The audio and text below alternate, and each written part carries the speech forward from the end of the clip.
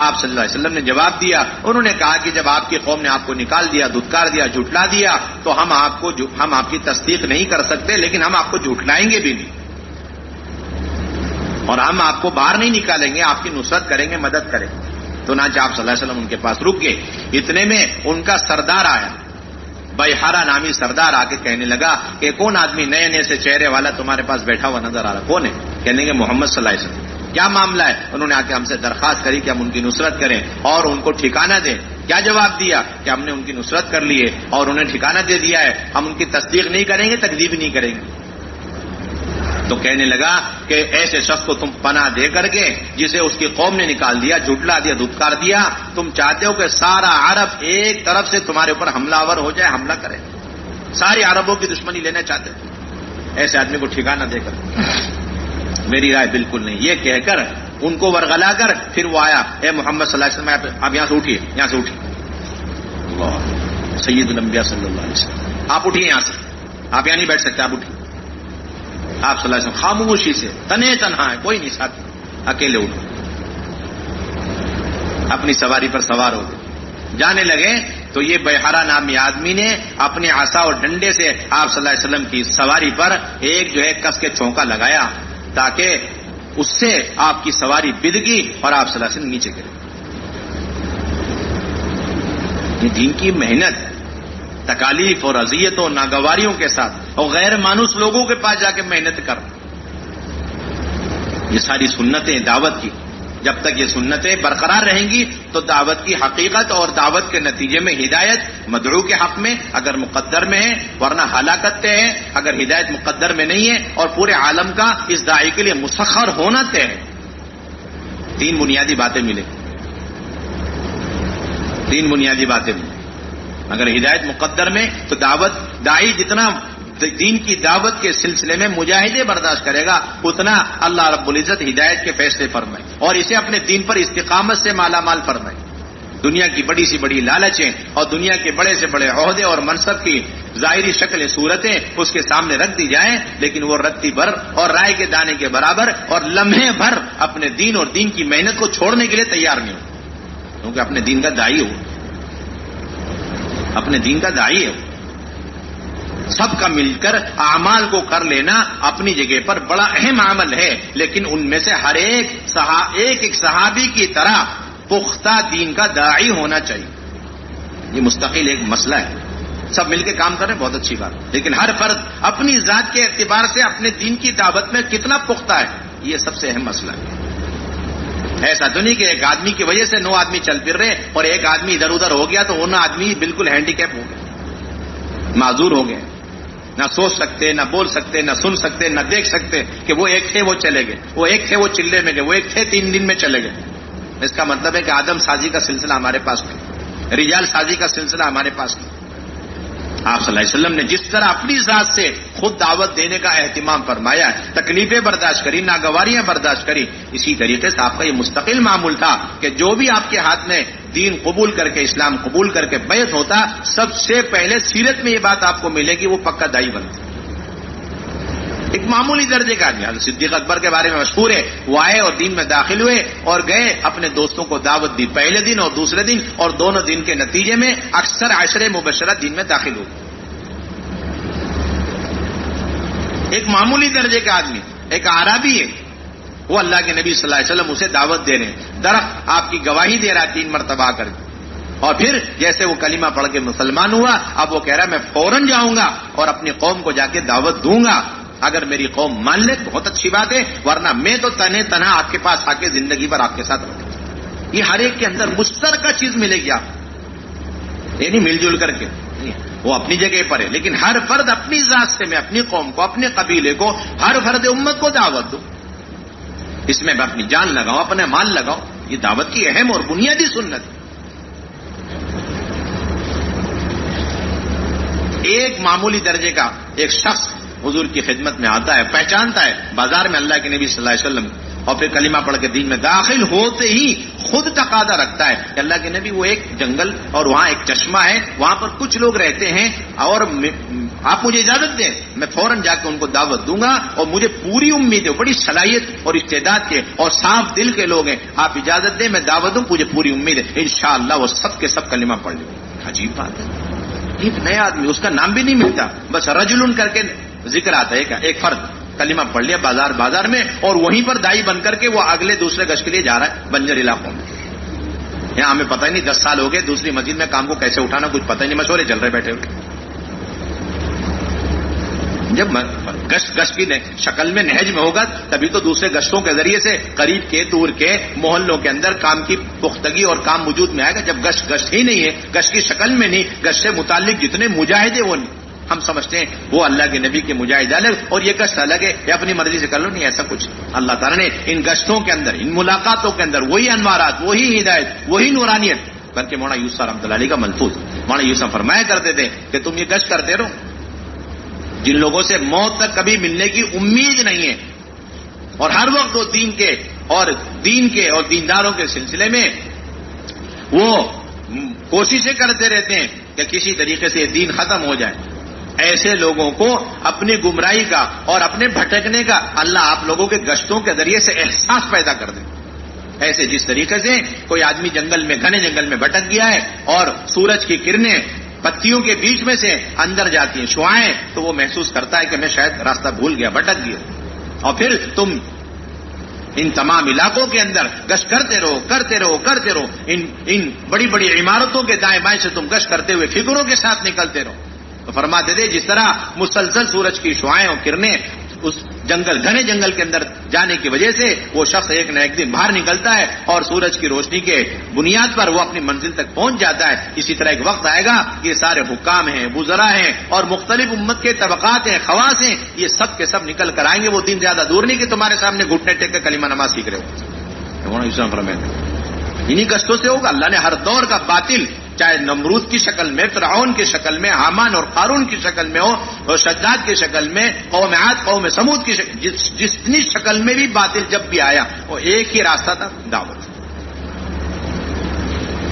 اس کے علاوہ کوئی راستہ نہیں۔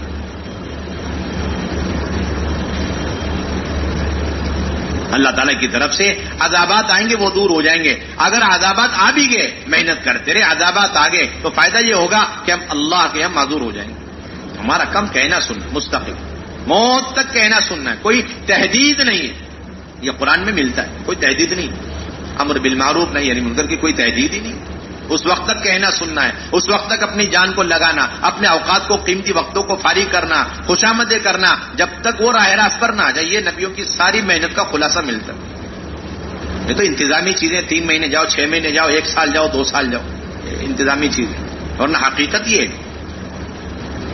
ہم نے اسی کو نصاب سمجھ لیا، اسی کو اعلیٰ ترین معیار سمجھ لیا، یہ ہماری تنزلی کی بنیادی وجہ اور سبب ہے، اور اصل سے ہم ہٹ گئے، انتظامی چیزوں میں لگ گئے۔ یہ سب انتظامی چیزیں، آپ قرآن اٹھا کے دیکھیں، اصحاب سبت کو اللہ تعالیٰ نے منع فرمایا کہ تم مچھلیاں مت پکڑا کرو، تو 2 حصے ہو گئے، ایک تو مچھلی پکڑتا ہی رہا، نافرمانی میں لگا ہی رہا، اور دوسرا حصہ نافرمانی سے بچ گیا، اور جو نافرمانی سے بچ گیا اس کے 2 حصے ہو، ایک حصہ وہ جو مچھلی پکڑنے والوں کو روکتا تھا، اور دوسرا حصہ وہ جو مچھلی پکڑنے والوں کو روکتا نہیں تھا۔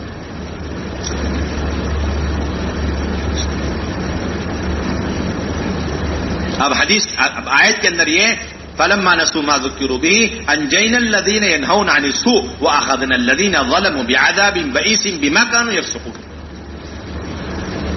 جب ان کو یاد دلایا گیا، یاد دہانیاں کی گئی، اور پھر بھی انہوں نے اسے بھلا دیا، تو پھر ہم نے ظالمین کو دردناک عذاب میں پکڑ لیا، ظالموں کو پکڑ لیا۔ حضرت عبداللہ بن عباس کا قول تفسیر جساس میں لکھا ہے، وہ فرماتے تھے آیتنی حاضل آیا، اس آیت نے مجھے تھکا دیا، مجھے مطلب نہیں سمجھ میں آ رہا اس آیت۔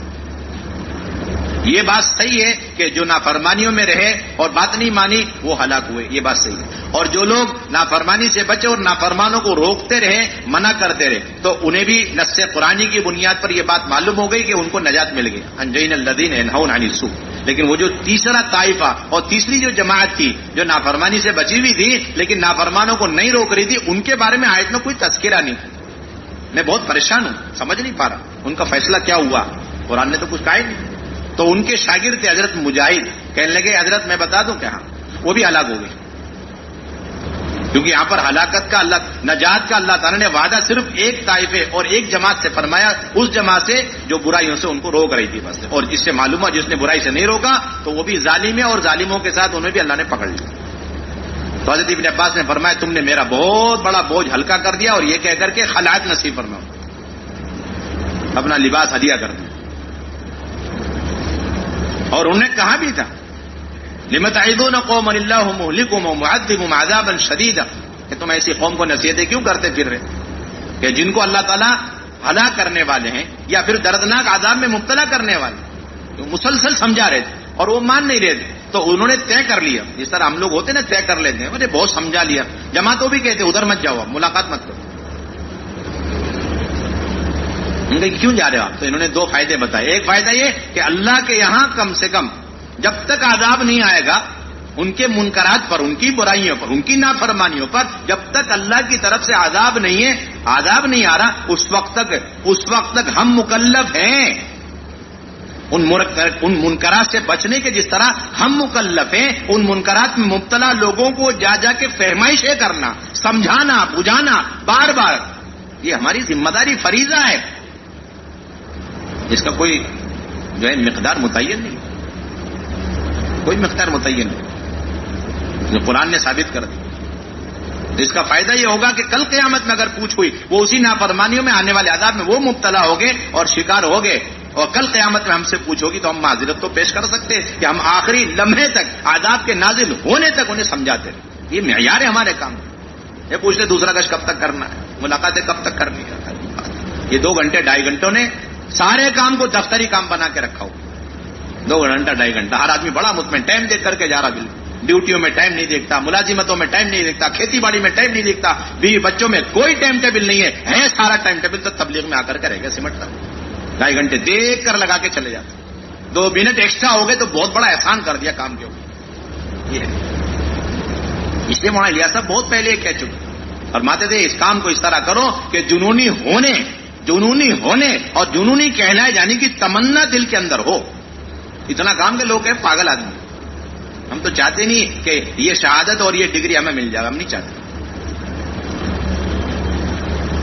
اتنا ماحول سے متاثر ہے کہ یہ بھی دیکھنا چاہیے، وہ بھی دیکھنا چاہیے، سب نظام دیکھ کے چلنا چاہیے. یہ بول کر کے سب چیز ختم.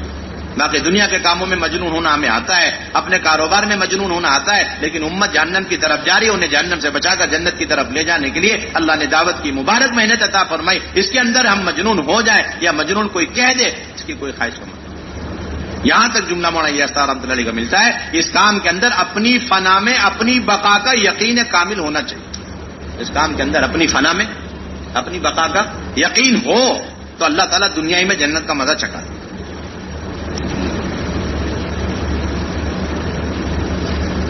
کام کے لیے ایکسو ہو جانا. فرماتے تھے کہ حضرت شیخ کو خط میں لکھتے کہ بس دعا کرو میرا رواں بس اس کام کے لیے ہو کے رہے، میرا کوئی لمحہ اور میری کوئی رائے کے دانے کے برابر اللہ کی دی ہوئی نعمت ہے، طاقت ہے، اس کام کے علاوہ کسی اور میں نہ لگ جائے. اس کی دعا کرو. میں مکمل اپنے کو اس کام کے لیے ایکسو کرنا چاہتا ہوں. اس کو استخلاص بولتے اور پورے یقین کے ساتھ. فرماتے تھے کہ یہ جو اللہ کی طرف سے عذابات آ رہے ہیں یہ نافرمانیوں کی وجہ سے تو ہیں. اس کے ساتھ یاد رہے کہ یہ عذابات ختم نہیں ہوں گے. لوگوں نے کہا حضرت دعا فرما دیں، یہ بڑے بڑے حالات امت کے اوپر، پریشانیاں، طرح طرح کی اذیتیں، تکلیف، آپ دعا فرما دیں. کہنے کہ جب تک شرط پوری نہیں کرو گے تو یہ کوئی دعا کارگر نہیں، کوئی دعا کارگر نہیں. شرط کیا ہے کہ امت کے اندر بے طلبی جو ہے اسے دور کرنا اور ان کے اندر دین کی طلب پیدا کرنا. جب تک یہ شرط آپ پوری نہیں کریں گے، یعنی امر بالمعروف نہیں، یعنی منکر کو انجام نہیں دیں گے جو فریضہ اللہ نے اس امت پر عائد فرمایا، اس وقت تک یاد رکھ لینا کہ رات بھر امت کے عوام، خواص، ولی، قطب سب مل کر کے پیشانیاں زمین پر رکھ کر ناک رگڑ کر کے دعائیں کر لی، عذابات دور ہونے والے. شرط چھوڑ دیا آپ نے، شرط چھوڑ دیا. بہت قوت سے کہتے تھے مولانا الیاس صاحب. ایک مکتوب نے یہاں تک لکھا حضرت مولانا الیاس صاحب رحمۃ اللہ علیہ نے کہ میں دیکھ رہا ہوں کہ امر بالمعروف نہی عن المنکر اور یہ دعوت کی مبارک محنت کے اندر جب تک تازگی پیدا نہیں ہوگی، پختگی نہیں پیدا ہوگی، اس وقت تک میں حضور صلی اللہ علیہ وسلم کی روح مبارک کو بے چین پا رہا ہوں. صاف طور پر فرماتے تھے پورے عالم کے اندر اس وقت جتنے حالات، جتنے مسائل ہیں، کہتے تھے پوری قوت اور وثوق کے ساتھ فرماتے تھے کہ ان سب کا حل اور ان سب کا دفعیہ اور ان سب کا ختم ہونا یہ میرے اس کام کے اندر منحصر ہے. جتنا یہ کام تازہ ہوتا چلے جائے, پختہ ہوتا چلے جائے, گہرا ہوتا چلے جائے گا اور جان و مال کو اس کے لیے بے قیمت کرنا آسان اور عام ہوتا چلے جائے گا, اتنے سارے حالات امت کے اندر سے ختم ہوتے چلے جائیں. بہت بنیادی چیز. اس کی پہلی بنیادی چیز, ہر فرد امت کے پاس خود جانا, انفرادی دعوت کا اہتمام کرنا, فرد کے پاس جانا اور تکالیف کو برداشت کرنا, نامانوس سے نامانوس, غیر مانوس, سخت قسم کا آدمی, ضدی قسم کا آدمی, ایک کے پاس جانا. یہ سب سے پہلے. اس کے لیے ہمارے پاس کوئی ٹائم نہیں ہے ہمارے پاس. ہاں کوئی کم سے کم دے دے, کوئی حرج کی بات, ورنہ ہر ایک اپنے بیوی بچوں کے بعد جو وقت بچ رہا ہے وہ سارا کا سارا ادھر لگائے. پہلے تو یہ مجمع اس کا طے کر, یہ نہیں کہ 2.5 گھنٹے کا کام ہمارا, کوئی 2.5 گھنٹے کا کام. آج بھی حضرت صبح فرما رہے تھے کہ مولانا احسان صاحب نے مولانا یوسف صاحب کے بیانات میں سے اس بات کو بڑے اہتمام سے قلم بند کیا ہے کہ 12 گھنٹے چاہیے مسجد کو. کتنے گھنٹے چاہیے؟ 12 گھنٹے چاہیے مسجد, 12 گھنٹے چاہیے. اور پھر یہ بات طے ہے, اہم ترین سنت ہے کہ ان دعوتوں کے نتیجوں میں آپ صلی اللہ علیہ وسلم نے اگلی جو سنت ہمیں سکھلائی وہ اس امت کو مسجدوں کے ماحول میں اور مسجدوں کے اعمال میں لا کر جمع کرنا اور مسجد کے ماحول میں رکھنا. یہ دعوت کی اہم ترین سنت حضور صلی اللہ علیہ وسلم نے اپنی 23 سال کی محنت کے نتیجے میں ہمیں سکھلایا. اور اللہ تبارک و تعالی نے ان مسجد اور مسجد کے اعمال کے اندر اس امت کی تعلیم اور تربیت اور تزکیے کا وعدہ فرمایا. اللہ کے بندوں کو اللہ کے گھر میں لا کر اور اللہ کی بڑائی بولنے سے بڑھ کر اللہ کے غیر کا تاثر دل سے نکالنے کا اور کوئی راستہ نہیں. وَلَمْ يَخْشَ إِلَّا اللَّهِ, ما سوى اللہ کا سارا خشیہ یعنی ما سوى اللہ کا سارا تاثر نکالنے کا واحد راستہ ہے ان مساجد کو آباد رکھو, کوئی راستہ نہیں. مولانا یوسف صاحب رحمۃ اللہ فرمایا کرتے تھے کہ کوئی آدمی مسجد میں آ کر 5 وقت کی نماز بہت اونچی سطح پر پڑھ کر کے چلے جاوے, لیکن مسجد میں آ کر مسجد والے اعمال میں مسجد کے حلقوں میں اگر نہیں بیٹھ رہا ہے تو پہلے سے زیادہ اسباب کا یقین لے کر کے لوٹے گا.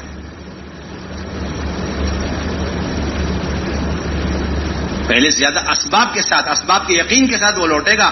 وہ نمازی 5 وقت کا نمازی جو 5 وقت کی نماز پڑھنے کے لیے آتا ہے لیکن اس کا اس کے علاوہ مسجد کے کسی عمل سے کوئی تعلق نہیں, نہ ایمان کے حلقوں میں بیٹھنا ہے, نہ غیب کے تذکرے سننے, نہ اللہ کی بڑائی کو بولنا ہے, نہ سننا ہے, تو پھر یہ نماز پڑھتا رہے گا اور اسباب کے یقین میں کوئی کمی نہیں ہوگی. پہلے زیادہ اسباب کا یقین لے کر کے واپس لوٹے گا. ان ساری محنت کا نتیجہ ہے اپنے دلوں کے رخ کو صحیح کرنا, یقین کو درست کرنا, اسباب اور مادی نقشوں کے یقین کو دل کے اندر سے نکالنا. اس لیے آپ کی اہم ترین سنت تھی اور آپ صلی اللہ علیہ وسلم نے ضدی قسم کے لوگوں کو مسجد کے ماحول میں اسی وجہ سے ٹھہرا. قبیلے ثقیف کے لوگ رمضان کے مہینے میں مدینہ طیبہ آتے ہیں اور یہ کہتے ہیں کہ ہم بت پرستی نہیں چھوڑیں گے اور نمازیں نہیں پڑھیں گے, زکوٰۃ نہیں دیں گے, روزے نہیں رکھیں گے. آپ صلی اللہ علیہ وسلم نے ان کی باتیں سنی, انہیں سمجھایا, لیکن وہ مانے نہیں. تو آپ صلی اللہ علیہ وسلم نے ان کے علاج اور تربیت کے پیش نظر مسجد میں خیمہ لگا کے انہیں ٹھہرا دیا تاکہ ان کا دل مسجد اور مسجد کے اعمال کی وجہ سے نرما جائے. چنانچہ روایت میں صراحت موجود ہے کہ چند دن گزرے تھے کہ انہوں نے رمضان کے روزے رکھنے شروع کر دیے, نمازیں شروع کر دی اور دین کی محنت اور جہاد کے لیے وہ اندر سے آمادہ ہو گئے. یہاں صرف ایک ہی چیز تھی جس کی وجہ سے وہ اندر سے تیار ہوئے, وہ مسجد کا ماحول اور فرشتوں کا ماحول. بازار کا ماحول اتنا فساد کا ماحول ہے. مولانا یوسف صاحب فرمایا کرتے تھے کہ جس دن کوئی مومن بازار میں 6 گھنٹے 8 گھنٹے دے دے, اسی دن اس کے ذمہ لازم اور ضروری ہو جاتا ہے کہ وہ مسجد کو 6 گھنٹے 8 گھنٹے دے دے تاکہ وہ یقین صحیح ہو جائے جو یقین بازار میں رہنے کی وجہ سے بگڑ چکا ہے. ہم تو اس رخ سے سوچ ہی نہیں رہے. ابھی ہم تو یہ دیکھ رہے 2.5 گھنٹے دینا ہے, دے دیا, ہم چلے گئے.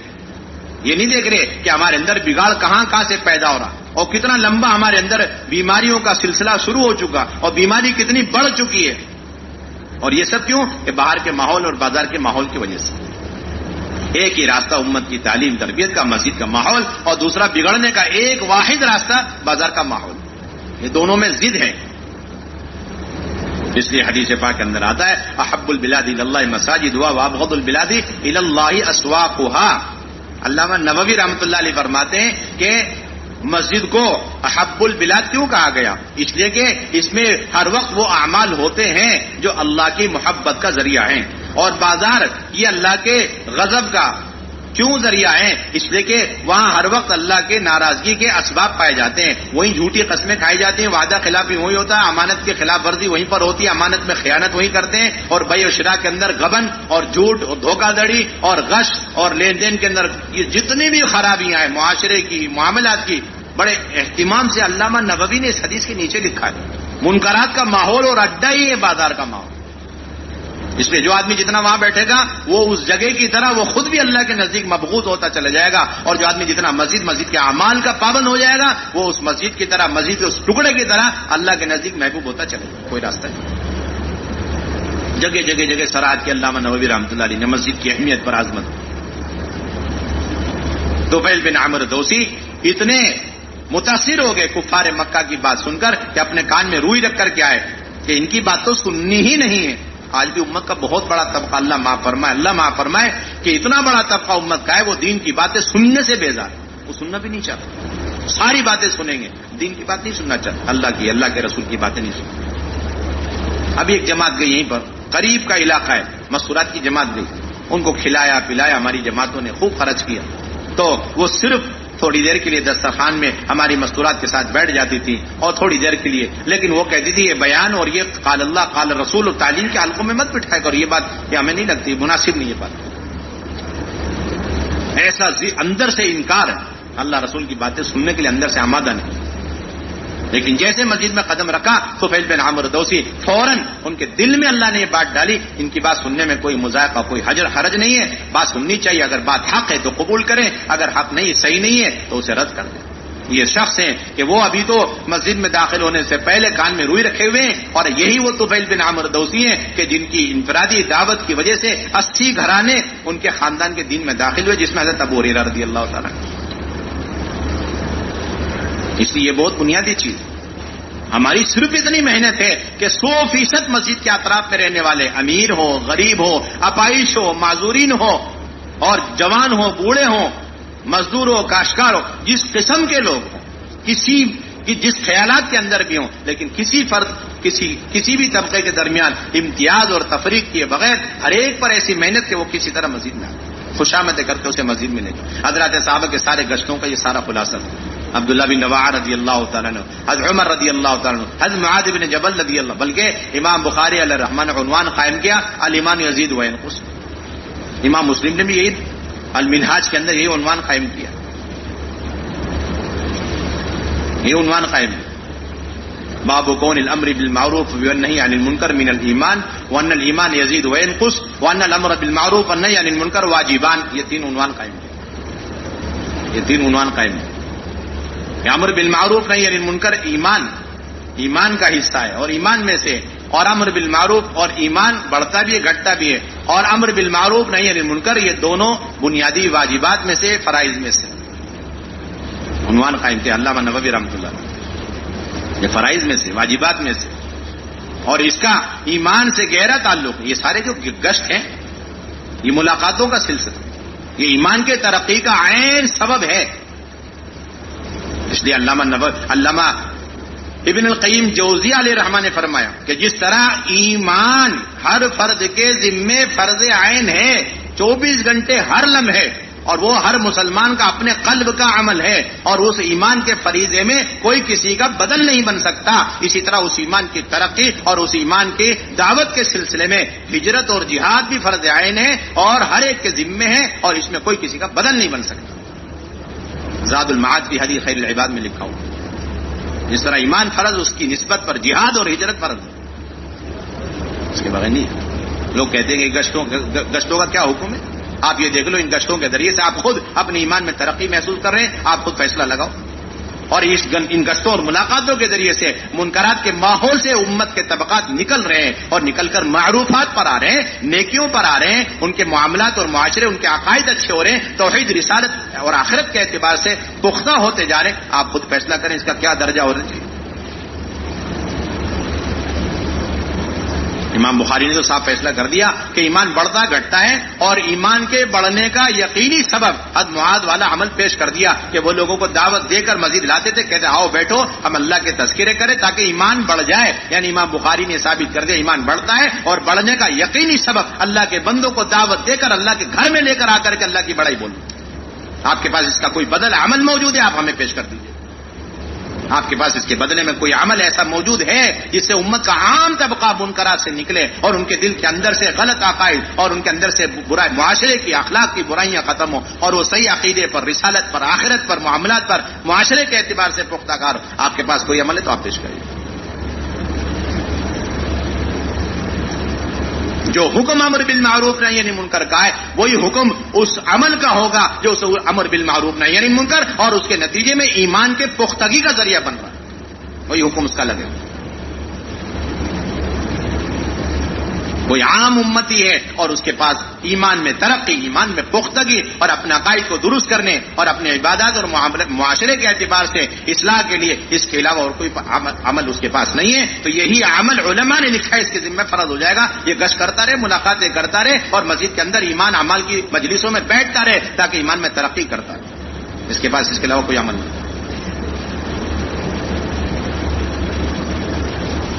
اس لیے بہت بنیادی ذمہ داری ان گشتوں کو، ان ملاقاتوں کو صرف گشت اور ملاقات کہہ کے چھوڑنا نہیں، یہ بعین ہی امر بالمعروف نہی عن المنکر کے فریضے کی ادائیگی کا ایک مستقل شکل ہے، مسنون شکل. ایک کے پاس جانا خوشامد کر کے لے کر کے، اپنے دین پر استقامت سے لے کر کے پوری امت کے صحیح سنت شریعت پر آنے کا یہ واحد راستہ گشتوں کے ذریعے، ملاقاتوں کے ذریعے صاحب لے کر کے. اس لیے حضرت عبداللہ بن رواحہ رضی اللہ عنہ نے یہ بات فرمائی تھی، ان قلوبنا اشد تقلبا من القدر اذا استجمعت غلیانها، کہ ہم یہ کیوں گشت کر رہے ہیں؟ ایمان والے ایمان والوں پر گشت کر رہے ہیں، صحابہ پر گشت کر کیوں کر رہے ہیں؟ انہوں نے صاف بتایا اس کی وجہ یہ ہے کہ یہ دل ہے نا بہت تیزی سے پلٹتا ہے، چاہے وہ صحابہ کا دل ہو چاہے ولی کا دل ہو، دلوں میں کوئی فرق نہیں ہوتا، دل پلٹتے ہیں بس، اس لیے اس کا نام قلب رکھا گیا. انہوں نے قاعدہ کلیہ کے طور پر بتایا یہ قلبوں کا حال، یہ دلوں کا حال یہ ہے کہ وہ اس ہانڈی سے زیادہ تیزی سے پلٹ جاتے ہیں جس کے اندر کی چیزیں بڑی تیزی سے پلٹا کرتی ہیں آخری ابال کے وقت. کہ اگر وہ مزید فرشتوں کے ماحول، ایمان اور یقین کے حلقوں میں، اعمال کے ماحول میں، تو پھر نیکیوں کی طرف تیزی سے اس کی طبیعت چلتی ہے، اس کا دل چلنے لگتا ہے. اس کے برعکس اگر وہ تھوڑی دیر کے لیے مسجد سے باہر نکل کے چلے گیا اور بازار کے ماحول میں بیٹھ گیا تو اتنی دیر میں اتنا متاثر ہو جاتا ہے کہ اس کو برائیاں نیکیوں کے مقابلے میں اچھی لگنے لگتی ہیں، برائیاں کرنے لگ جاتا ہے، سوچنے میں مجبور ہو جاتا ہے. آپ ایک واقعے سے اس کی مثال دیکھ سکتے ہیں. حضرت عمر رضی اللہ تعالیٰ کے زمانے میں ایک نوجوان تھا اور بہت عبادت گزار، حضرت عمر کا بڑا چہیتا تھا اور ہر وقت مسجد میں رہتا تھا. مسجد سے باہر صرف اپنے والدین کی خدمت کے لیے نکلا کرتا. خیر القرون کا زمانہ، حضرت عمر جیسا زمانہ، اور مسجد سے اتنا لگاؤ رکھنے والا، اور وہ صرف اپنے ماں باپ کی خدمت کے لیے جاتا. وہ ماں باپ کی خدمت میں جب جاتا تھا راستے میں ایک بدکار عورت کا مکان پڑتا تھا، وہ اس نوجوان کو بہکاتی رہتی تھی. ایک مرتبہ بس چلتے چلتے وہ بہکا رہی. اس کا یہ اثر تھا کہ ایک مرتبہ وہ نوجوان اتنا جو ہے اس کی بات پر آ گیا کہ وہ عورت آگے آگے اور وہ نوجوان پیچھے پیچھے، اور وہ عورت اپنے گھر میں داخل ہو چکی اور وہ نوجوان بھی گھر میں داخل ہو گیا. آپ سوچئے، سر سوچئے، خیر القرون کا زمانہ، مسجد میں ہر وقت پڑا رہنے والا جوان، حضرت عمر کے ماتحتی میں ان کی نگرانی میں اس کی تربیت ہو رہی. اور گزرتے گزرتے ایک خاتون کی اس تھوڑے سے وسوسے کوشش کے نتیجے میں اس کا دل پلٹ گیا. کہتا ہے کہ وہ داخل ہوا، اس کو ایک دم سے ایک آیت یاد آ گئی، ان الذین اتقوا اذا مسهم طائف من الشیطان تذکروا فاذا هم مبصرون. یہ آیت اسے یاد آئی، بے ہوش ہو گیا. متقی لوگ وہ ہیں کہ جب شیطان ان کے اندر وسوسے ڈالتا ہے، انہیں گمراہ کرنے کی کوششیں کرتا ہے، تو وہ اللہ کو یاد کرتے ہیں تو ایک دم سے ان کے اندر کی آنکھیں، دل کی آنکھیں کھل جاتی ہیں، انہیں بصیرت مل جاتی اور ان کی ان گناہوں سے حفاظت ہو جاتی. وہ آیت اسے یاد آئی اور بے ہوش ہو گیا. عورت گھبرا گئی، اپنے باندی کے سہارے سے اس نوجوان کو لے جا کے اس کے گھر کے دروازے پہ چھوڑ کے راتوں رات واپس آئی. اب گھر والے پریشان، گھر سے باہر نکلے اسے تلاش کرنے کے لیے. دیکھا بیٹا تو دروازے پہ پڑا ہوا، اسے اندر لے گئے. بہت دیر کے بعد ہوش آیا، پوچھا کیا گزری؟ اس نے شرماتے ہوئے سارا واقعہ سنا ہے. تو باپ نے پوچھا وہ کون سی آیت تھی جس کی یاد آنے پہ تجھے بے ہوش؟ اس نے وہ آیت پڑھی، پھر بے ہوش ہو گئے. ان الذین اتقوا اذا مسهم طائف من الشیطان تذکروا فاذا هم مبصرون. وہ آیت پڑھی، فوراً بے ہوش ہو گئے. اس مرتبہ اتنا لمبا بے ہوش کہ اسی میں اس کی جان پرواز کر گئی. انتقال ہو گیا.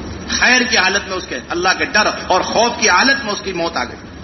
اور انہوں نے دیکھا رات کا وقت ہے, معمولی درجے کا ایک آدمی ہے کوئی, اس لیے حضرت عمر کو کیا تکلیف دینی ہے, راتوں رات اس کو غسلا کے کفنا کر کے نماز جنازہ پڑھ کے دفن بھی کر آگے. حضرت عمر کو صبح خبر ملی تو حضرت عمر قبر میں پہنچ گئے اپنے ساتھیوں کو لے کر, اور پہنچ کر کے وہاں یہ آیت پڑھی وَلِمَنْ خَافَ مَقَامَ رَبِّهِ جَنَّتَانِ, جس کے دل میں اللہ کے سامنے حضوری اور پیشی کا ڈر اور خوف رہتا ہے, ایسے لوگوں کے لیے 2 جنتوں کے وعدے ہیں.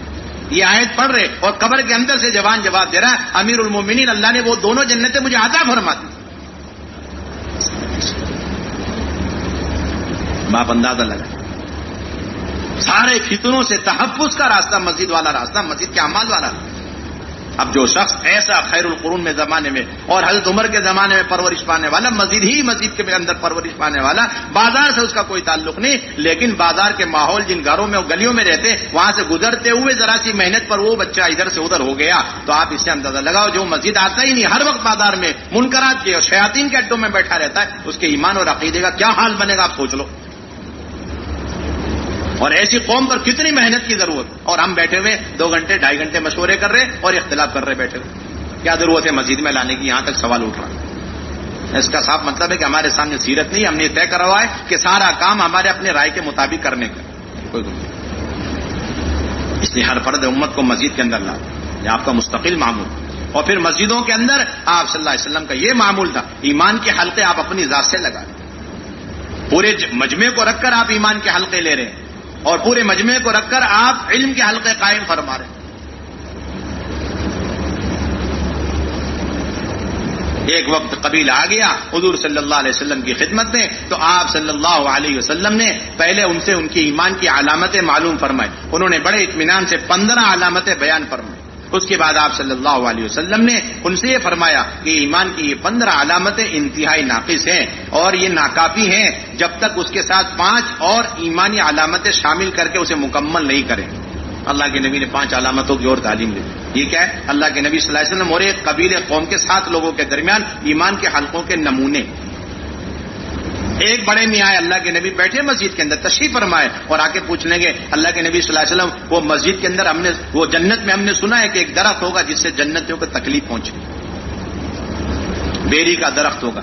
آپ نے فرمایا کہ اللہ تعالیٰ کا ارشاد ہے فی صدری مخدود, بےخار کی بیریوں میں وہ جنتی لوگوں, وہ کانٹے کہاں جائیں گے. آپ نے فرمایا جو اللہ تعالیٰ اپنی قدرت سے کانٹے لگاتا ہے وہ اپنی قدرت سے ہر کانٹے کے بدلے پھل لگاتا ہے, اور ہر پھل کے اندر 70 ذائقے, ہر ذائقہ دوسرے ذائقے سے جدا ہو. یہ ایمان کے مذاکرے, یعنی جنت اور جنت کے, درخت اور درخت کے, ایک ایک پھل کے تذکرے, کانٹوں کے تذکرے. انہوں نے کہا اس کا سایہ کیسا ہوگا. حضرت حضور صلی اللہ علیہ وسلم فرمایا کہ ایک کوا 1 مہینے تک اڑتا رہے تب بھی اس درخت کے سائے کے منتہا تک نہیں پہنچ سکتا. اچھا اس درخت کا تنا کتنا وسیع کتنا چوڑا ہوگا. آپ نے فرمایا ایک جوان اونٹ جوانی کی حالت میں چلنا شروع کرے, چلتے چلتے ہی بڑھاپا شروع ہو جائے اور بڑھاپے کی حالت میں چلتے چلتے موت کے قریب اس کی ساری ہڈیاں گل کے گر جائے, صرف ہنسلی کی ہڈی باقی رہ جائے, اتنا تسلسل کے ساتھ چل کر بھی وہ اس درخت تنے کا ایک چکر کاٹنے سے عاجز. ایمانیات کے تذکرے مسجد کے اندر اللہ کے نبی صلی اللہ علیہ وسلم, ایک دیہاتی کو لے کر آپ فرمائیں. اور ہمارے ساتھی پوچھتے مسجد میں بیٹھ کے کرنا کیا, کتنی دیر آپ گھنٹے لگایا کرتے تھے. مسلم شریف کی روایت میں آپ صلی اللہ علیہ وسلم فجر کی نماز کے بعد تشریف فرما ہوئے ممبر پر, اور آپ نے قیامت تک جو قیامت کی علامتیں آنے والی اور جو فتنے آنے والے اور جو اس کا علاج ہے وہ آپ بیان کرتے جا رہے یہاں تک کہ ظہر کا وقت ہو گیا. ہمارے ساتھی وقت پوچھ رہے کتنی دیر کرنا, اور تعلیم بہت دیر ہو گئی, اور تعلیم کرے کہ نہیں. ہم اللہ کے راستے میں اگر جائیں اور ہماری تعلیم ہو گئی, اس کے بعد مسجد وار جماعت تعلیم کرنے بیٹھے تو ہمیں بیٹھنا چاہیے نہیں بیٹھنا, ایسے سارے سوالات ہوتے. ظہر کی نماز پڑھائی اللہ کے نبی, پھر دوبارہ ممبر پہ تشریف فرما ہوئے, پھر آپ نے حدیث بیان شروع فرمائی یہاں تک کہ عصر کا وقت ہو گیا. راوی کہتے عصر کی نماز پڑھانے کے لیے آپ نیچے تشریف لائے اور پڑھا کر دوبارہ آپ ممبر پہ تشریف فرما ہوئے, اور مغرب تک آپ آخرت کے اور قیامت کی ساری علامتیں اور جتنے فتنے اور اس کے بچنے کے اسباب اور اعمال بیان کر, یہاں تک کہ مغرب کے وقت آپ کی مجلس پوری ہو, فجر سے لے کے مغرب تک تسلسل کے ساتھ, صرف بیچ میں وقفہ فرض نماز کی ادائیگی کے لیے سنت ہو. مسلم شریف کی روایت. یہ دن کا حال تھا مسجد النبوی کے اندر. رات کا کیا حال تھا؟ ابو موسیٰ شری رضی اللہ تعالیٰ فرماتے, مسلم شریف ہی کی روایت ہے کہ عشاء کی نماز کے بعد میں فارغ ہوا تو ایک صاحب نے میرا ہاتھ پکڑا, میں نے دیکھا تو حضرت عمر فاروق, اور کہنے لگے چلو بیٹھے ایمان کے علم کے حلقے لگا. حلال حرام کے تذکرے کرتے. یہ علماء کے لیے بڑی عبرت کا مقام ہے. کبار صحابہ، علماء صحابہ مسجد میں بیٹھے ہوئے آپس میں حلال حرام کے مذاکرے کرتے. وہ کہتے ہیں کہ ہم نے شروع کیا مذاکرہ اور مذاکرے کرتے رہے اور دیکھا فجر کی اذان ہو گئی. رات بھر مسجد النبوی میں حضرت عمر اور ابو موسیٰ اشعری جیسے اتنے اونچے جلیل القدر صاحب مسجدوں کے اندر یہ سیکھنے سکھانے کا. اس لیے علماء سے درخواست کی جاتی کہ علماء کرام اپنی تدریس، تصنیف اور تعلیم اور جتنی بھی دینی خدمات انجام دے رہے ہیں سر آنکھوں پر ہے. اس کی افادیت کا کسی قسم کا کوئی انکار نہیں ہے اور اس کی کوئی تردید نہیں، کوئی تنقیص نہیں، لیکن اس کے ساتھ ساتھ ان سے بہت مؤدبانہ درخواست تمام قسم کی خدمات کے ساتھ ساتھ عین اللہ کی نبی کی سنت سمجھ کے مسجد کو تھوڑا قیمتی وقت آپ فارغ کریں. امت کے عام طبقے کو اپنے علم کے ذریعے استفادے کا آپ موقع اور راستہ کھولیں، ان کے لیے دروازے کھولیں.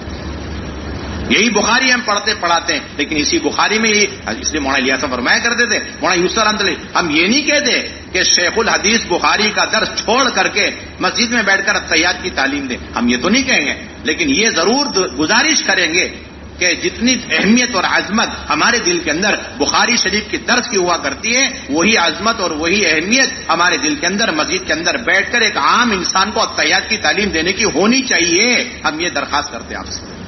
آپ تفریق نہ کریں، فرق نہ کریں، کیونکہ جو بخاری آپ پڑھا رہے ہیں اسی میں روایت موجود، جو مسلم آپ پڑھا رہے ہیں اسی میں وہ روایت موجود ہے کہ اللہ کے نبی صلی اللہ علیہ وسلم ممبر پہ بیٹھ کے ایک عام سے عام آدمیوں کو التحیات کی تعلیم دیں.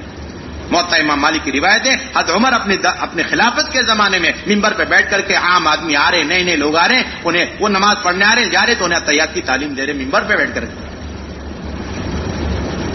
تو ایمان کے حلقے اور علم کے حلقے، یہ دو بنیادی چیزیں، ان دونوں کا تعلق مسجد سے.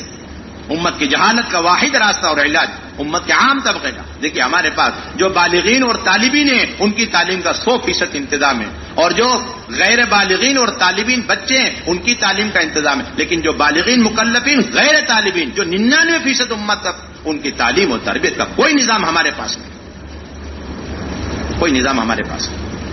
مولانا علی میاں صاحب رحمۃ اللہ علیہ نے بڑے اہتمام سے اس بات کو لکھا. مولانا سید سلیمان ندوی رحمۃ اللہ علیہ نے بڑے اہتمام سے لکھا ہے کہ پہلی صدی ہجری کے ختم ہوتے ہی جو تعلیم کے سلسلے میں تغیر پیدا ہوا، تبدیلی آئی، وہ یہ کہ تعلیم اور تربیت ان لوگوں کے لیے منحصر ہو کے رہ گئی، اور ان لوگوں کے لیے تعلیم اور تربیت کا سارا بندوبست اور انتظام تھا جو طالب بن کر آتے تھے اور جو بے طلب تھے اور جنہیں اپنے مرض کا سرے سے جو ہے احساس اور شعور نہیں تھا، اور جو اکثری لوگ تھے ان کے تعلیم کا تربیت کا کوئی انتظام باقی نہیں رہا. جبکہ وہی انبیاء کی محنت کی بنیاد اور شروعات تھی، اور وہی ان کی بعثت کا بنیادی مقصد، یعنی بے طلبوں میں جا کے دین کی طلب پیدا کی. یہ ہماری ساری محنت کا خلاصہ ہی ہے. ہماری بہت بنیادی ذمہ داری مساجد کی سطح پر امت کو اپنی صحبتوں کے ذریعے سے تعلیم، مسئلے مسائل بتلانا اور پھر فتوے دینا، اس کا بھی مسنون طریقہ اور مسنون جگہ، اقرب الی سنہ طریقہ وہ مسجد کا ماحول ہے. اس کو بتلانے کے لیے امام بخاری نے کتاب العلم کے اندر ترجمۃ الباب کتاب العلم کے آخر میں قائم کر دیا، باب ذکر العلم والفتیہ فی المسجد، کہ مسجد میں علم کا سیکھنا سکھانا اور مسجد کے اندر فتوے کا لینا دینا. مسجد کے اندر آگے کچھ نہیں بولا، سنت ہے، واجب ہے، فرض ہے، کچھ نہیں بولتے امام بخاری، وہ آپ خود استنباط کرو. باب ذکر العلم والفتیہ فی المسجد، مسجد کے اندر سلسلہ تھا، کوئی بھی آتا اور آ کر کے مسجد سے اپنی ضرورت کا علم سیکھ کر کے جا. ایک مچھیرا ہے اور سمندر میں مچھلی پکڑ رہا، دریا میں مچھلی پکڑ رہا، وہ بھی آ کر کے مچھلی سمندر کے پانی، دریا کے پانی کے بارے میں مسئلہ پوچھ رہا ہے. مجھے نمازی ہوں، نماز پڑھنا ہے، وضو ہے، پینے کی ضرورت ہے، اس دریا کا کیا حکم ہے؟ اللہ کے نبی نے حکم فرمایا هو الطهور ماؤه والحل میتته. ایک شکاری ہے، وہ بھی آ کر کے مسئلے معلوم کر رہا ہے. ایک کپڑے میں نماز ہو جائے گی، دو کپڑے ضروری. ایک معمولی سا چرواہا عقبہ بن عامر رضی اللہ تعالیٰ عنہ، اپنی اونٹ چرانے کی ان کی باری ہوا کرتی تھی، لیکن اس کے ساتھ ساتھ مسجد النبوی میں آ کر اپنے علم کے لینے اور سیکھنے میں ان کے لیے اونٹ چرانا اور اس معمولی قسم کے اجرت کا کام ان کے لیے مانی نہیں ہے. دروازہ کھلا ہوا ہے علم سیکھنے کا، آئیے اور سیکھ کر کے جائیے. عقبہ بن عامر فرماتے میں آیا اور دیکھا کہ اللہ کے نبی حدیثیں سنا رہے ہیں. میں نے کہا بڑی عمدہ روایت ہے. آپ نے فرمایا جو آدمی نماز پڑھے اچھی طریقے سے وضو کر کے تو وہ جنت میں داخل ہو جاتا، اللہ کی طرف متوجہ ہو کے نماز پڑھے. تو حضرت عمر نے فرمایا اے عقبہ تمہارے آنے میں دیری ہو گئی، تمہارے آنے سے پہلے حضور صلی اللہ علیہ وسلم نے ایک حدیث اور سنائی، اور وہ اس سے عمدہ روایت ہے. اور یہ روایت یہ کہ جو آدمی وضو کرے اچھی طریقے سے اور پھر یہ دعا پڑھیں اشہد ان لا الہ الا اللہ وان محمدن عبدہ ورسولہ، تو اس کے لیے اللہ کی طرف سے اجازت اور اختیار ہے کہ وہ جنت کے 8 دروازوں میں سے جس دروازے سے چاہے داخل ہو۔ عقبہ بن عامر اونٹ چرا رہے ہیں اور اس کے ساتھ ساتھ اللہ کے مجلس میں جا کر، صحبت میں رہ کر، مسجد کے ماحول میں آ کر کے اپنی بنیادی ضرورت کا علم سیکھ لی، یہ دعا سیکھ لی انہوں نے۔ وضو کے بعد دعا کون سی پڑھی جاتی ہے؟ یہ بنیادی چیز، یہی آگے سلسلہ حضرات صحابہ کا بھی یہی سلسلہ، تابعین کا یہی سلسلہ، صحبتوں کے ذریعے مسجد کے ماحول میں علم دینا۔ حضرت اسود فرماتے ہیں، حضرت اسود بن یزید رضی اللہ تعالیٰ عنہ مسجد میں بیٹھے ہوئے، کوفہ کی مسجد میں بیٹھے ہوئے، ایک صاحب نے آ کر کے پوچھا کہ اس آیت کو کیسے پڑھنا ہے، تو حضرت اسود بن یزید رضی اللہ عنہ فرمایا کہ حضرت عبداللہ بن مسعود رضی اللہ تعالیٰ عنہ یہ آیت ایسی پڑھتے، فہل من مدکر ایسے پڑھتے، فہل من مدکر نہیں پڑھتے، فہل من مدکر پڑھتے تھے، اور عبداللہ بن مسعود رضی اللہ تعالیٰ نے مجھ سے بیان کیا کہ اللہ کے نبی صلی اللہ علیہ وسلم بھی ایسے ہی پڑھتے۔ ایک ایک آیت ایک آدمی مسجد میں آ رہا ہے اور قرآن سیکھ کر کے جا، کیوں؟ ہر وقت علماء اکرام کبار تابعین میں شمار ہوتا ہے، اسود بن یزید، علقمہ بن مسعود، بڑے کبار تابعین میں ان کا شمار، مسجد کے اندر علمی حلقے لگے۔ اس لیے یہ سلسلہ دوبارہ زندہ کرنا ہماری آبادی کی محنت کا خلاصہ ہے، ہر شخص آئے اپنی ضرورت کا علم لے کر کے جائے، اس لیے ہر مسجد کو مدرسہ بنانا، مکاتب ان کے اندر قائم کرنا، یہ علماء کرام سے درخواست کی جائے، جس طرح ان کے ذمے نماز پڑھانا اسی طرح ان کے ذمے اس محلے کے اطراف میں رہنے والے چھوٹے بڑے بالغ غیر ہر ایک کو ان کی ضرورت کا علم سکھلانا۔ یہ نہیں کہہ رہے بڑی بڑی کتابیں اور بڑے بڑے ان کو مسائل، بڑی باریکیاں نہیں، یہ نہیں، بنیادی مسائل، ضرورت کا علم ان کو دینا ان کے ذمے فرض ہے۔ امام غزالی نے صراحت کی اس کی، ان کو منکرات سے روکنا، اس لیے کہ حضور صلی اللہ علیہ وسلم نے روایت میں حضور نے فرمایا یہ چیز کہ کیا بات ہے، بعض لوگ ہیں وہ اپنے پڑوسیوں کو علم نہیں سکھلاتے، اپنے پڑوسیوں کو دین کی سمجھ نہیں پیدا کرتے اور دین کے اعتبار سے سمجھدار نہیں بناتے، امر بالمعروف نہیں کرتے، نہی عن المنکر نہیں کرتے۔ اللہ کے نبی نے بڑی تنبیہ کے ساتھ یہ بات فرمائی۔ اس لیے بنیادی درخواست مساجد کے اندر علم کے حلقے قائم، اور جو مسجد میں آ جائے اب 4 لائن کی تشکیل، گھروں کے اندر 5 اعمال کے ساتھ تعلیم کے حلقے قائم کرنا، اس لیے کہ ہماری مسجد کی محنت کامل و مکمل اس وقت مانی جائے گی کہ جب مسجد کے اندر 24 گھنٹے اعمال ہو اور اس کے ساتھ ساتھ مسجد کے اطراف کے ہر گھر کے اندر اعمال دعوت قائم ہو۔ آپ صرف مسجد کے اعمال سے مطمئن نہیں، ہم مسجد کے اعمال سے مطمئن نہیں جب تک ان مسجدوں کے ذریعے سے خواتین کی تعلیم تربیت کے سارے اعمال گھروں میں زندہ نہ ہو، تب ہمارا کام مکمل ہو۔ آپ یہ کہہ سکتے ہیں ہماری مسجد میں 100 آدمی جڑتے ہیں مشورے میں، تعلیم میں، ملاقاتوں میں، پہلا گشت اور دوسرا گشت اور مہینے کے سیر روزہ، لیکن خدا کی قسم یہ کام ادھورا اور آدھا ہی مانا جائے گا اگر اس مسجد کے اطراف میں گھروں کی تعلیم نہیں ہو رہی اور اس مسجد کے اطراف میں ہفتواری تعلیم ہفتواری گشت کے طریقے سے ہفتواری گشت کی طرح ہو نہیں رہے اور اس مسجد کے اندر سے مستورات کی جماعت مہینے میں نہیں نکل رہی، تو آپ کا خروج بھی ناقص، آپ کا مقامی کام بھی ناقص، دونوں ہی ناقص۔ ایمانیات کے حلقے لگے، علم کے حلقے نہیں لگے تو آپ کا تربیتی تعلیمی نظام ناقص مسجد کے اندر۔ ساری امت کی ذمہ داری اپنے علماء کو مشغول کرنا، جس طرح مریض اپنے ڈاکٹروں کو مشغول رکھتے، انجینئروں کو مشغول رکھا جا رہا ہے، ڈاکٹروں کو مشغول رکھا جا رہا ہے، ہم علماء کو مشغول نہیں کرتے۔ بارہا جانا، بار بار جانا، اہتمام کے ساتھ جانا، مسائل معلوم کرنا، اور دوسرے مسجدوں کے اندر مکاتب قائم کرنا، اور تیسرے مسجدوں کو وقت دینے کی تشکیل کرنا، اور چوتھے اللہ کے راستے میں نکلنے کی تشکیل، 4 بنیادی تشکیل۔ اور یہ آبادی کے عمل کے لیے یہ بات بھی ذہن میں رہے، مسجد ہے تبھی عمل ہوگا، ایسا نہیں، ہمارا مقامی کام مسجدوں پر بھی موقوف نہیں۔ غیر مانوس علاقوں کے اندر آپ کو جا کر کے، اور حضرت علی رضی اللہ عنہ فرمایا کرتے تھے کہ اجنبی اور غیر مانوس علاقوں کے اندر زیادہ خرچہ لے کر کے جائیں اور اخلاق کے ذریعے سے انہیں دین کی طرف مائل کریں۔ اخلاق کے ذریعے کیا کریں؟ ایسے علاقوں میں جا کے دین کی طرف مائل کریں۔ تو یہ بنیادی کام مسجد کا 24 گھنٹے ہو، دن میں، رات میں، اور جتنے بھی طبقے ہیں باہر اطراف میں، ان سب پر محنت، جو جب ملے گا اس وقت محنت کی ترتیب قائم کرنا، یہ اصل سنت ہے۔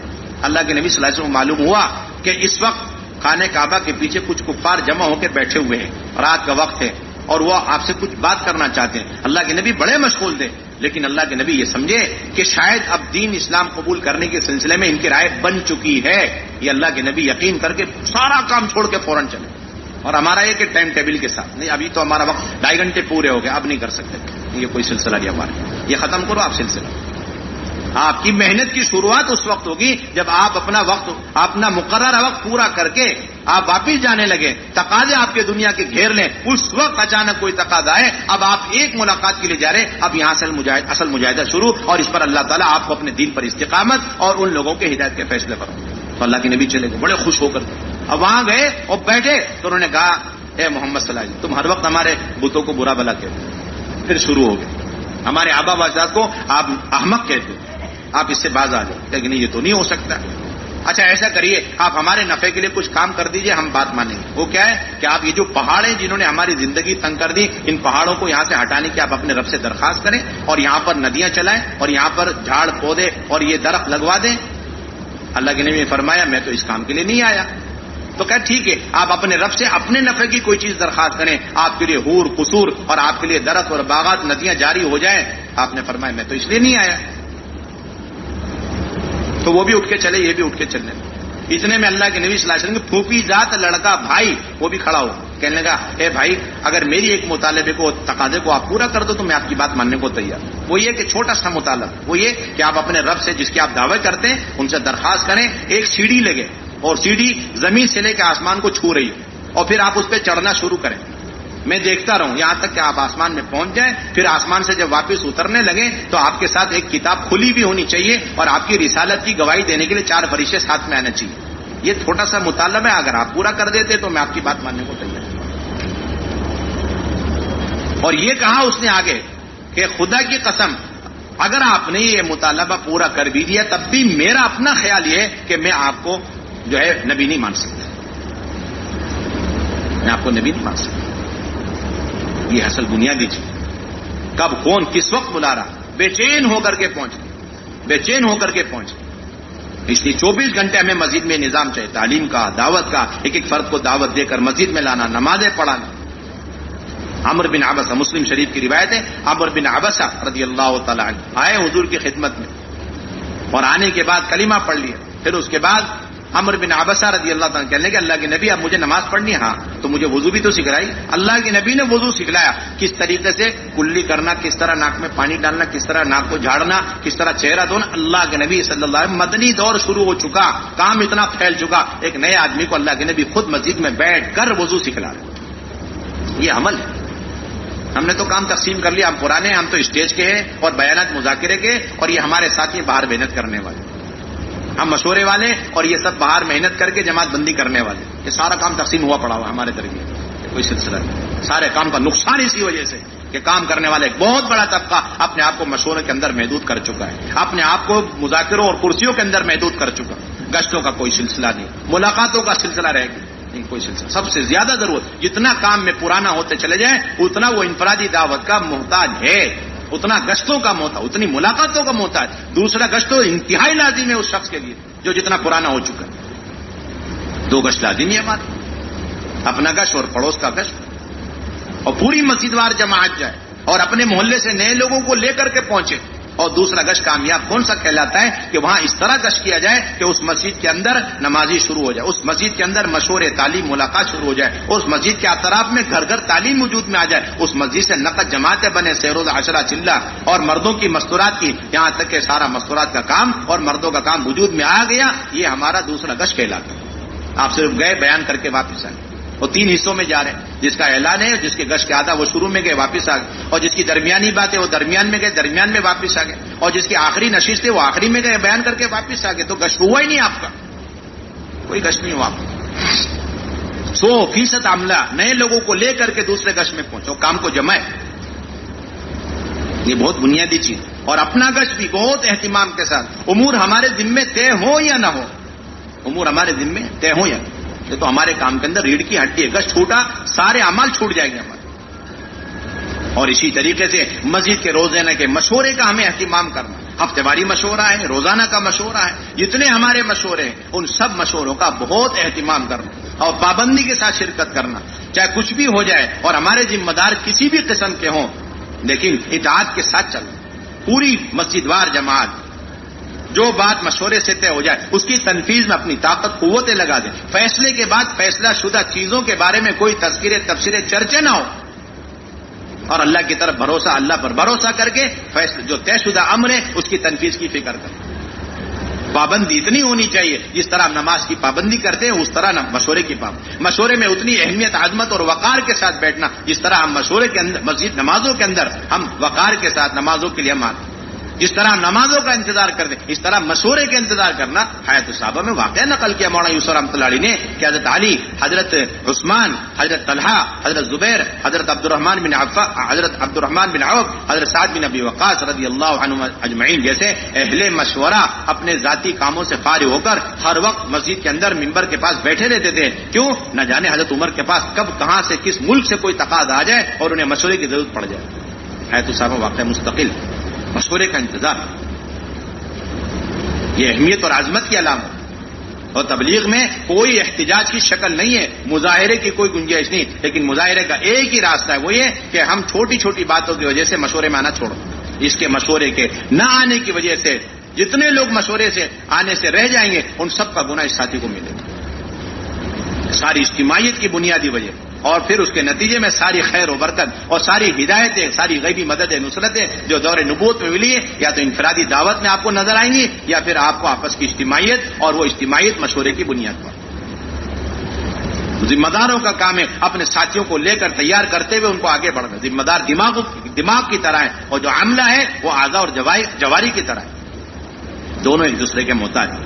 حضرت علی رضی اللہ تعالیٰ عنہ جا رہے تھے سفر میں, ایک بڑے میاں نے نام لکھا دیا اور عین وقت میں انہوں نے کہا کہ میں نہیں جا سکتا, اپنے بیٹوں کو بھیج رہا ہوں. حضرت علی نے فرمایا کہ میرے نزدیک ایک جوان آدمی کا میرے ساتھ غزوے میں شریک ہونے سے زیادہ افضل اور بہتر اور اولا ایک بڑے بزرگ آدمی کی ایک رائے ہے. یہ فرمایا, اس کا کوئی بدل نہیں. اس لیے دونوں کو مل کر اکٹھے آگے بڑھنا, دونوں کو مل کر کام کرنا. اور اسی طریقے سے ہماری بنیادی ذمہ داری اپنے خروج کی پوری فکر کی جائے. ہمارے دعوت کے اندر ریڑھ کی ہڈی اور دعوت کے اندر قوام, اور بقول مولانا الیاس رحمۃ اللہ علیہ کے جب تک یہ امت اپنی جان و مال کو لے کر حرکت میں رہی اس وقت تک اس امت کے اندر خلافت راشدہ باقی رہی. جب سے امت نے اجتماعی طور پر نقل و حرکت کو چھوڑ دیا, اپنے جان و مال کو لے کر اللہ کے دین کی نسبت پر نقل و حرکت کو چھوڑ دیا, امت کے اندر سے خلافتی ختم ہوتی چلی. مولانا الیاس رحمۃ اللہ کا ملفوظ ہے جو مولانا علی میاں رحمۃ اللہ نے بڑے اہتمام سے لکھا اور لکھ کر فرمایا کہ مولانا الیاس صاحب کے اس جملے اور اس ملفوظ کے لفظ حرف کی شہادتیں آپ کو تاریخی کتابوں میں ملیں. امت کے اندر خلافت باقی رہی جب تک امت اپنی جان و مال. فرماتے تھے مدینہ طیبہ میں کسی کو چین سکون اور پرسکون زندگی گزارنے کی اجازت نہیں تھی. لکھا نا, جب سے اللہ کے نبی کو نبوت ملی پھرتے رہے, اور جو بھی آپ کے ہاتھ میں ہاتھ دے کر بیعت ہوتا وہ بھی مجنونانہ وار پھرا کرتا.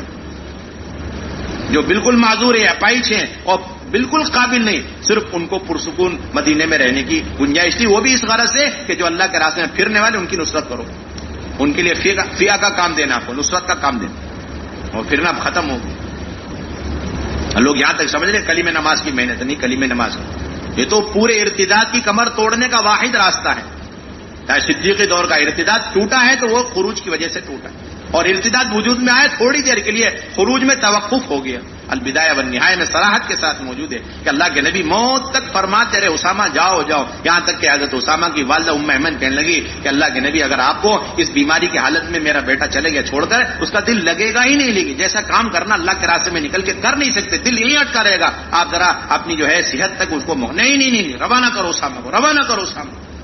پورا اصرار اللہ کے نبی صلی اللہ علیہ وسلم. سوچو آخری وقت میں ملاقات کے لیے آ رہے, اللہ کے نبی صلی اللہ علیہ وسلم بولا نہیں جا, تو اللہ کے نبی صلی اللہ علیہ وسلم دونوں ہاتھ مبارک حضرت اسامہ کے چہرے پہ مل اور روانہ کر, چلو. حضرت اسامہ فرماتے مجھے اطمینان ہو گیا کہ اللہ کے نبی مجھے دعائیں دے رہے برکت کی, نصرت کی, اور مجھے روانہ کر. روانہ ہو بھائی, انتقال کی خبر مل گئی, پوری جماعت واپس آ گئی, مہاجرین انصار سب کے سب واپس آ گئے. رکابوں میں پاؤں جا چکے, مولانا یوسف رحمۃ اللہ کے بیانات میں ملتا ہے, واپس آ گئے. بس واپس آنا اور تھوڑے دنوں کے لیے نقل و حرکت کی وہ محنت جس پہ اللہ کے نبی نے 23 سال میں صحابہ کو کھڑا کیا, وہ 1 ہفتے 10 دن کے لیے رک گئی. مکہ, مدینہ اور طائف کو چھوڑ کر سارا جزیرۃ العرب مرتد ہو. تاریخی کتابیں متفق, سارا جزیرہ مکہ مدینہ, صرف ایک آدمی کے پیچھے 40,000 لوگ مرتد ہو کر کے اس کے دعوے دار ہو گئے نبوت, اس کی تصدیق کر. تو حضرت ابو بکر رضی اللہ عنہ پہلا کام یہ کہا کہ فوراً جماعت روانہ ہو. نہ امیر بدلنا ہے، نہ جھنڈا بدلنا ہے، اور نہ رخ بدلنا ہے، اور ابھی ہی جانا ہے. اور فرمایا کہ جتنے لوگوں نے نام لکھایا حضور کے زمانے میں اس جماعت کے ساتھ جانے میں، ان میں سے کوئی ایک آدمی پیچھے نہ رہ جائے. اگر پیچھے رہ گیا تو میں ایسا سخت معاملہ کروں گا کہ وہ یاد رکھے. کسی کو پیچھے رہنے کی اجازت نہیں، ہر ایک کو جانا پڑے. جانا ہے، پوری جماعت کو جانا ہے، ہر فرد کو جانا ہے، اور جو امیر ہے وہی جائے گا، جو رخ طے کیا وہی جائے گا. ورنہ اگر ایسا نہیں ہوا تو میں سراسر صراحتاً وہی کی خلاف ورزی کر رہا ہوں. یہ فرمایا حضرت ابو بکر. کس کی خلاف ورزی کر رہا ہوں؟ وہی کی خلاف ورزی کر رہا ہوں، اور منصوصات میں کوئی مشورہ نہیں. بس حضرت عمر کو میں روکنا چاہتا ہوں، لیکن وہ بھی میں اپنی مرضی سے نہیں، امیر کی اطاعت کی بنیاد پہ. میں جا کے پوچھوں گا اسامہ سے، اسامہ اس کے بغیر میرے مشورے نہیں ہو پاتے، ذرا اجازت دے دو میں اس کو روک لوں. کہا کہ ہاں روک لو. بھائی خوشی سے ہے نا، کوئی دباؤ تو نہیں ہے نا. یہ سکھلایا اپنی کم عمر کے لوگوں کی کیسی اطاعت کرنا. باقاعدہ روایت میں موجود ہے. بھائی اسامہ میرے کسی دباؤ اور اثر رسوخ کی وجہ سے، خوش دلی سے نہیں. امیر صاحب بالکل خوشی سے، امیر المومنین خوشی میں عمر کو آپ کے لیے چھوڑ کر کے جا رہا ہوں. اب جب چلنے کا نمبر آیا تو پیدل چل رہے ہیں. حضرت اسامہ سواری پر ہیں. آپ سوچیں، اندازہ لگائیں کیسے حملے کو تیار کیا، کیسے افراد کو آگے بڑھائے، کیسے خروج کا اہتمام کیا. لیکن نہ تمہیں اترنے کی اجازت ہے، نہ میں سوار ہوں گا، مجھے ایسی چلتے چلتے تمہیں ہدایت دے. سب کو روانہ کر دیا. پورے مدینے کو خالی کیا، صرف ارتداد کی وجہ. پورے مدینے کو نوجوانوں سے بوڑھوں سے خالی کر دیا. کیوں؟ فرائض پر امت کو لانا. ایک زکات کا انکار کر. ہم تو سمجھتے ہیں کہ کلمے کی دعوت دینے کے لیے سارا قتال اور سارا اصرار، اور یہاں سارے قتال پر اصرار کر رہے حضرت ابو بکر. ایک فریضے پر امت کو لانے کے لیے قتال پر اصرار کر. یہاں تک صاف فرما دیا اگر مجھے یقین کامل ہو جائے کہ اس جماعت کے جانے کی وجہ سے پورا مدینہ طیبہ میں حملے ہو جائیں گے، اور پھر ازواج مطہرات کی لاشوں کو جو ہے کوئی دفنانے والا نہیں ہوگا، اور مجھے بھی کوئی دفنانے والا نہیں، یہاں تک کہ درندے ان کی لاشوں کو مدینے کی گلیوں میں کھینچتے پھریں، تب بھی اس جماعت کو روانہ کر کے رہوں گا. کوئی حیثیت نہیں ان سب کے مقابلے میں. اس جماعت کے اللہ کے راستے میں نکلنے کے مقابلے، اس فریضے کے مقابلے میں ان سب کی ذاتوں کی کوئی حیثیت نہیں. سوچو، آپ اندازہ لگاؤ کتنی عظیمت ہے حضرت صدیق اکبر رضی اللہ عنہ. جبکہ کتنا پرانا کام ہو چکا ہے، 23 سال گزر چکے، اور اتنی عظیمت، اتنی پکڑ، اتنی پختگی کہ بھیجنا ہے جماعت اللہ کے راستے. اللہ تعالیٰ نے صاف فرما دیا جو لوگ مدینے میں رہ جائیں گے اور اللہ کے راستے میں نہیں نکلے، ان کے دلوں پر مہر لگا دیں. رضوا بأن يكونوا مع الخوالف وطبع الله على قلوبهم. جو اللہ کے راستے میں نہیں جاتے وہی اصل فتنوں میں مبتلا ہونے والے. جو اللہ کے راستے میں نہیں جائیں گے، اپنے مقام پر اعمال دعوت کے ساتھ بھی اگر رک جائیں، تب بھی وہ اپنے آپ کو ہلاکت میں ڈالنے والے، اپنے آپ کو ہلاکت سے بچانے والے. اللہ کے راستے کی جہاد کو اور دین کو، دونوں کو ایک ہی چیز قرار دیا حدیث کے اندر کہ اگر تم اللہ کے راستے میں جانا چھوڑ دو اور اپنے گھر کے اندر رہ جاؤ، اپنے کاروبار اور اپنے کھیتی باڑی میں لگ جاؤ گے، تو پھر اللہ تعالیٰ تم پر ذلتوں کو مسلط کر دیں گے، اور وہ ذلت اس وقت تک ہٹائی نہیں جائے گی جب تک تم اپنے دین کی طرف نہیں لوٹو گے. یہ نہیں فرما جب تک جہاد کی طرف نہیں لوٹو. اس کا صاف مطلب ہے جہاد اور دین ایک ہے، یعنی پورے دین کے وجود میں آنے کا سبب یہ اللہ کے راستے کی نقل کرے. یہ اصل بنیاد ہے. اس لیے ہر سال کے 4 مہینے موڑا، یہ ایسا موت تک کہتے ہوئے. اور حضرت نے فرمایا ہر سال کے 4 مہینے پورے عالم کے لیے اصول ہے کہ ایک سال کا 4 مہینہ اپنے اندرون صوبے کا، اور دوسرے سال کا 4 مہینہ دوسرے صوبے کے ارتداد کے علاقے کو چن چن کے تلاش کر کے جانا، اور تیسرے سال کا 4 مہینہ بیرون ملک کا ہر حال. اور اسی طریقے سے اللہ کے راستے میں پیدل نکلنے کا اہتمام کیا.